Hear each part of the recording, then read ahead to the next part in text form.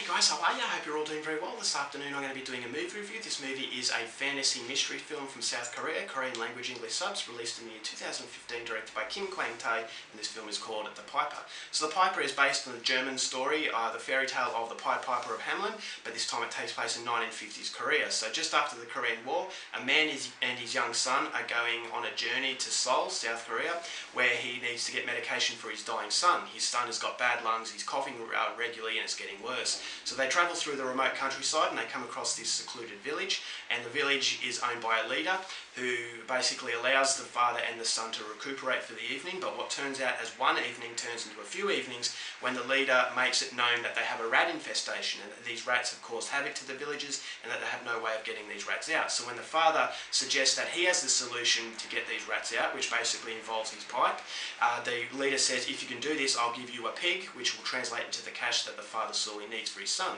So he ends up doing this, and he captivates the villagers by his presence. You know, the rats have been driven out and the villagers are just very interested in this newfound sort of presence that they have, and at the same time the leader is getting a little bit skeptical because he believes that the father's and the son's presence is having a disturbing effect on the villagers. So not only has the father drawn out the rats, he also draws out a secret that basically threatens the lives of not only himself but also that of his son.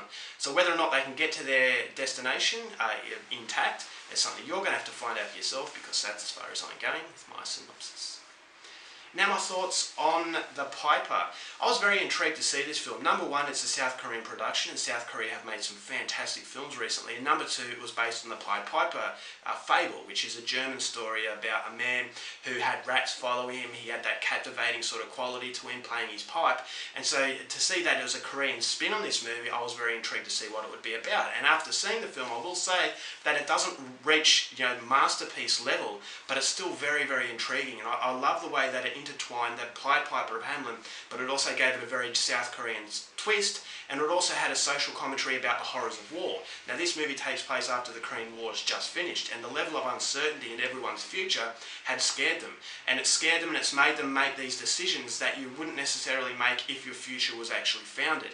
And so there's a strong level of tragedy to this movie that I think intertwines with the beauty of the film very, very well, because not only do you marvel at the beauty, but you're also weighed down by that underlying sort of sinister tone that the movie has from start to finish. And that sinister tone slowly engulfs that beauty that the movie has, and it does show you the corruption of uncertainty, the corruption of war.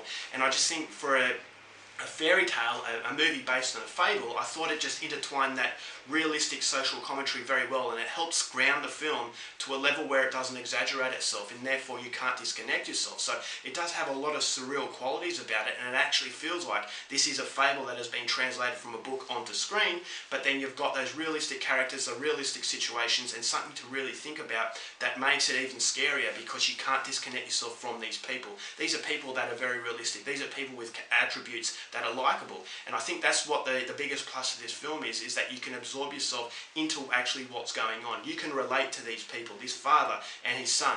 The chemistry is absolutely fantastic, and you feel that this father will do anything for his son, and that because you actually feel the chemistry there, you can actually invest your time in what's going on, and you actually hope they get to their destination, as opposed to films that give you this information and you're supposed to feel sorry for them based on the fact that they tell you that they're, whether they're father and son, husband and wife, father and daughter, whatever, you're supposed to feel sorry for them because they tell you, but the chemistry is not there, so you can disconnect yourself. You don't care what happens. But this movie does a great job, and not only the father and son, but also the villagers. They're supposed to be these very mysterious people, but at the same time you feel that everyone's just a victim of the circumstances that have hit Korea at this point of time.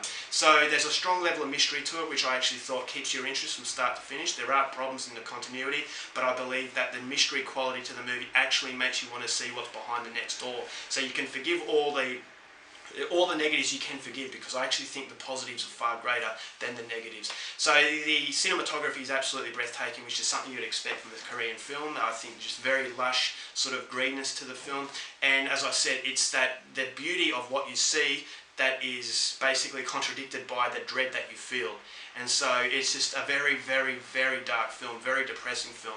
And I love the way that this movie evolves. It goes darker and darker and darker, right up to the very shocking and actually quite nasty climax that I really wasn't expecting, and that's ultimately a problem and a positive that the film has, is that the way it finishes, which I'll go into a little bit later. I thought the score was fantastic. It really does set the tone, and I just thought that it had a very hypnotic way about it. When the guy plays his flute, I just thought it gets you into a trance, and although, as I said, the movie has its problems, you can't help but actually like this movie. It's just the way that it's been portrayed, and production level was absolutely fantastic. So the characters, as I said, absolutely fantastic. Very dark sort of tone that the film has, and the ending, it will make you feel really down. So just be careful about that.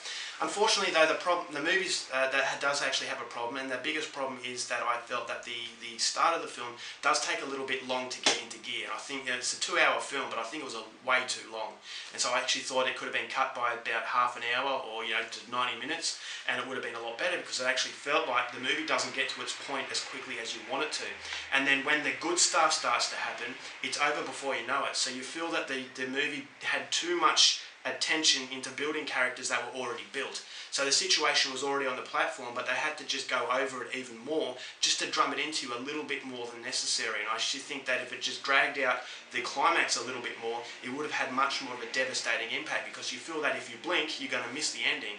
And that's ultimately my biggest problem with this movie, is I thought that the tonal shift was a little bit too rapid, and it does hit you out of left field, and it actually feels like a different film, and so it feels a little bit disjointed. And I just thought the build-up wasn't really rewarded all that well by the ending. Although the ending was fantastic, I just felt that it was a little bit rushed, and therefore you feel that the build-up just took a little bit too long to get into gear, and as a result of that, it just feels a little bit disjointed. But having said that, if you are a fan of South Korean cinema, I would highly recommend this. It is something to think about, it's something to be in awe, and it's just a demonstration of how good South Korean films are these days. So overall, for The Piper, not the best Korean film to come out, but certainly not the worst. So I'm going to give it 3.5 stars. Go out there and see it.